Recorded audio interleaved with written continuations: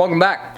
So we're at a vice clamp, and what we're going to do now is there's four 14mm bolts in here, and that will separate the actual hub from the brake rotor. So if you've ever done brakes on an 8.6 before, you've been this far if you've changed your rotors. So you just want to take your 14 and start loosening things up. And if you didn't guess, we may have already pre-loosened all but one of these. For the beauty of the show. Yeah. Alright, so I'm just going to pop this last one off. A lot of people don't see brake rotors like this because they're used to the newer, you know. This is the first I've ever seen. Really? Oh, she's gonna be tight. She better be tight. Here, I got something for you. Use the force, Tony.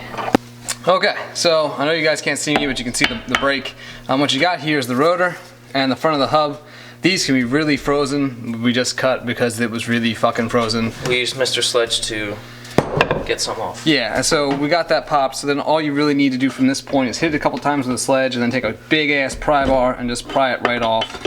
And then, bam, you have your hub separated from your rotor. Don't ever hit this with anything. You need to preserve this and this side. If you have to resort to using a sledgehammer or anything, you're gonna have to hit around this edge. So in a minute here, you're gonna see us driving the races out because I tell you, we know what we're doing. I promise you guys. We did this on one side before. We did do this. We didn't pay anyone else to come in. Okay, so if you're looking down inside the race, there's two little cutout points on the left and the right here. I hope you guys can see that pretty clearly. I'm just gonna use a 3/8 6-inch extension, and very carefully, I'm gonna tap each side of this with a hammer, which will drive the race out. And it's the same operation on the top side. You flip the hub over, there's two little cutouts, 6-inch extension. Take your time. If you bitch up the inside of where the race runs, not terrible because the bearing doesn't run there, but you really want to be careful with your hubs. You don't want to damage them because they're expensive. Alright, so this is just going to go like this. You're going to take your time. You're going to try to just get it as straight in there as possible, and then just go back and forth. Not a lot of hit here. You don't want to give it a whole lot of oomph. Now, why aren't you using like a flathead screwdriver or something sharp? Because I don't want to get the flathead screwdriver just put two fine scratches where the race will run. These are rounded at the end, which is kind of hard to see. And they're not going to be as destructive as a flathead screwdriver or a pry bar. So, literally an extension like this is the preferred method? It's what I see people do online, and I mean, it works for me. You just got to go real slow and real careful.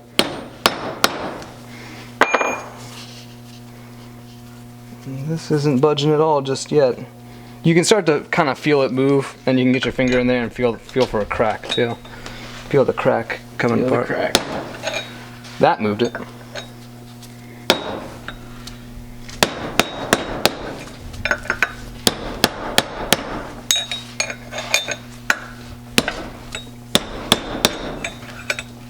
Yeah, it's coming out.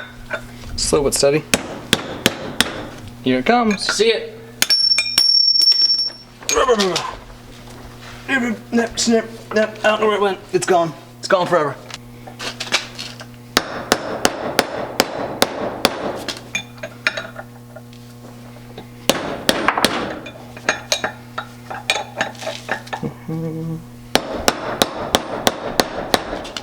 Hey, Mike. Hey. What noise does a dog make? A couple. What?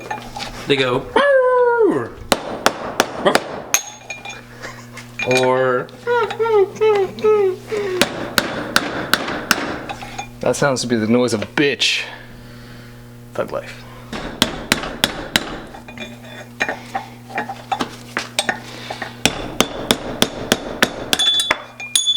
Alright, that one hit my foot. that one did not disappear.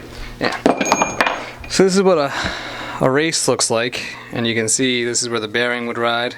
And then on the outside, minus the dirt from where it fell and hit the ground, it sits pretty flush in there, and it's got some scoring on the outside. When I changed the wheel bearings when I first got the car, because I did do this before, I didn't actually change the races. I was super lazy about it, mostly because I didn't have the tool that you're about to see in a minute, which is the bearing race installer. So let's do that now. So there are companies and providers on the Club 4A Facebook page and alongside the inside the forums that sell complete wheel bearing kits. So I'm not gonna sit here and list off a bunch of part numbers, but this is what a brand new Koyo race bearing looks like.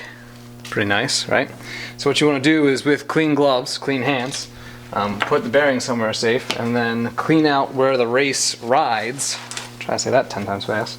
Take a tidbit of grease. I'm just gonna use some Redline CB2 and just rub that one in there. I heard that stuff is junk. It's total junk, dude. Redline makes total terrible products. / sarcasm. You don't need a lot at all for this part, so it's just to help it kind of install, because keep in mind the race rides inside of this area. So that's that. So now you're wondering, well, now that you've got your race bearing fucking not inside your hub, how do you do that? So you take it and you line it up in, and it kind of sits flush right there. And then you go to your local Harbor Freight or cheap ass tool company. You buy this, which is a race bearing driver installation kit tool. Fun That times. looks pretty, so it looks expensive. 30 bucks. 30 bucks. It's goddamn cold out here, buddy. I'm not happy. Install McStallerson. Ta-da! And then you take it with a big frickin' hammer, and you get it on there nice and even like. Kind of just put a little pressure on it with your hand so it, you know, straightens out. Grab steady and just start driving it in.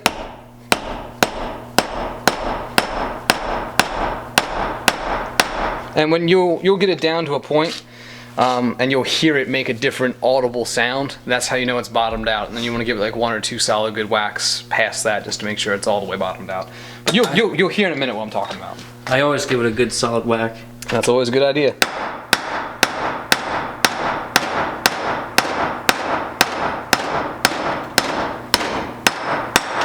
And right there, you can hear it got higher pitched. It's done. Done. You can look and sit there now, Mike, and show them. There's your brand new wheel race inside your brand new old hub. What the fuck ever. I can't speak English tonight. So throw your tool to the side, flip it over, grab your other wheel bearing. Do the same thing. You just want to flip this over, tighten it on down. Grab your other wheel bearing. Do the same thing again. Car's ready to drive. Mike, when was the last time you revved up your engine? Which car? Any of them. All the time. Do you rev up your engine often? Yeah. Just sit there and bounce it off the limiter all day. You know, I heard that 10-year-old tires are made better than today's by a credible source. I find that hard to believe. Yeah, me too. Well, they just don't make them like they used to. It's all this Chinese crap. That's why they have better traction now and better wear life, and you know. It's funny. Yeah, I was going to tell you to cut all this out because we're doing dick shit, but you can actually read online. If you have like a restored AE86 with a restored rear end, and you throw on a good strong set of summer tires, you take it out, and you drop the clutch, you know, at 7,000, 8,000 RPM, and try to launch the car, you could blow your rear end out, because summer tires today are as good as like our comps were back in the 80s. So like the rear diff on the 8.6, you can shock load it so much that you simply blow the fucker up. And that happens. I mean, that's happened to people online. I've heard stories, I've never seen it, but it's not an inconceivable thought that, you know, your 1980s Toyota with your 1980s differential. With your 1980s tires. No, never mind. What? I said no, never mind. 1980s Toyota with your brand new fucking 2015 fucking summer tires. You blow your diff out. Mm-hmm. Launch on your car. You can, if you're aggressive enough. Because tires now are better than 30 fucking year old tires. Yeah, true enough. It's kind of amazing. So I'm kind of being meticulous about this because, again, how often do you pull out your races? So I'm really just cleaning all the grease. Wouldn't you say that stuff isn't compatible with any other grease? Yeah, Redline will tell you that you should really be careful with mixing the red grease with most standard black greases or your non-Molly Bendrum greases. So I'm just being a little anal retentive and making sure I get as much of this shit out as possible and getting it as clean as I can. Cool. So again, we stepped up our race driver installer. And you just lay it on top, give it some solid hand pressure just to make sure you get it seated in there pretty good. And then start hammering away.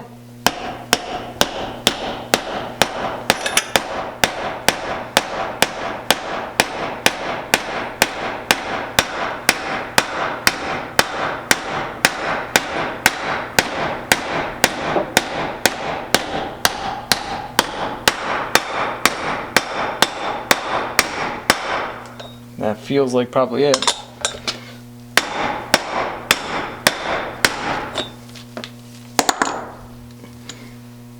Looks good. Flush as can be. Hella flush. Ah, no, I'm not going there. Alright, so welcome back. We have now installed the new races into the hub, which is set aside.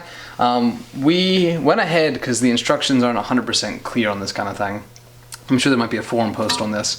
You need to modify this. This is one piece setup. This is where the caliper bolts, the factory caliper bolts, to, I would call this a caliper assembly or a caliper bracket assembly, and there's a dust shield on this. If you just go ahead and assemble the hub with the rotor on it from Techno-Toy Tuning, the rotor will rub the dust shield. So you're gonna have to pull these 4 14mm bolts off, and then there's 2 pieces of tack weld roughly here and here-ish, and you're going to break those, and then you have just this bracket. At that point, you can go ahead and clean that bracket up, paint it, powder coat it, whatever you want, put it back on right in the same condition, and move right along with your installation. Alright, last bolt, if I could, goddamn. Oh, that's beautiful.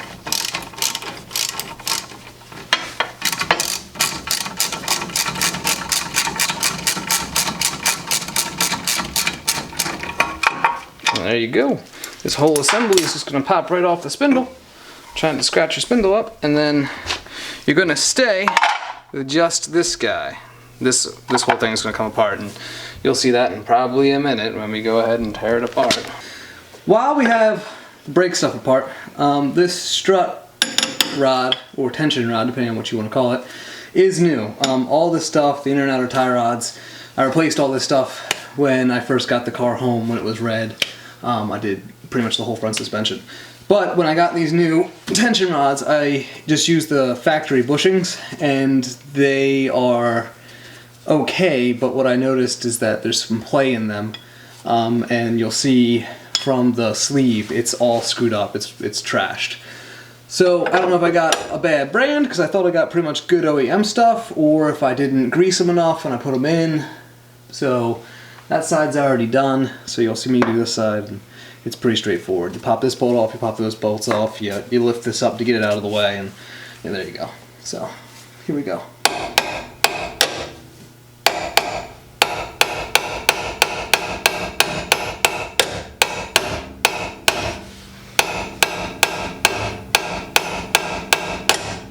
Damn.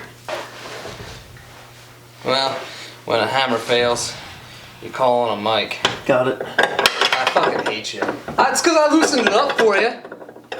You know? Yeah, that's what the fuck's up. Yeah. Fuck you.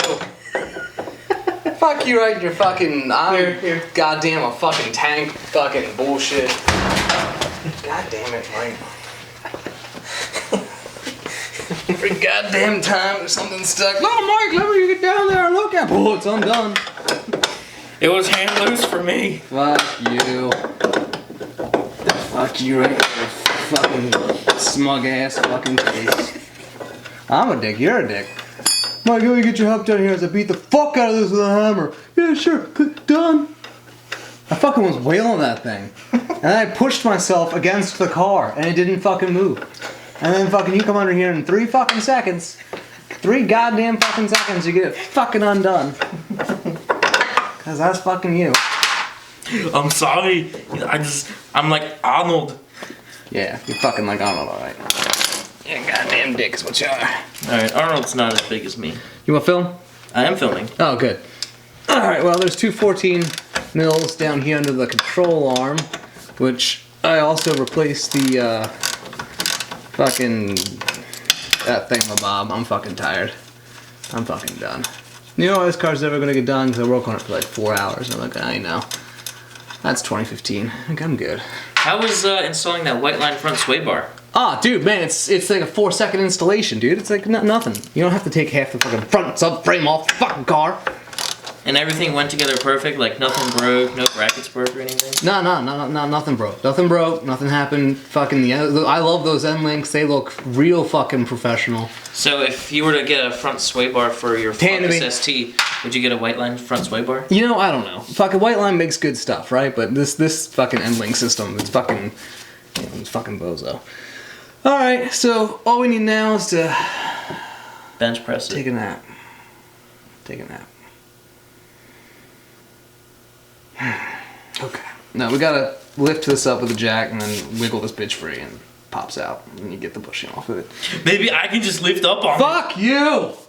Fucking probably could. You wanna try? We'll grab the front spindle and lift? Fuck you! Alright. I'm sure you can. I fucking lift it with the rotor on it. Oh, fuck. Fucking God. Fuck you. Oh, I'm lifting the car off the jack. I'm not fucking surprised, alright?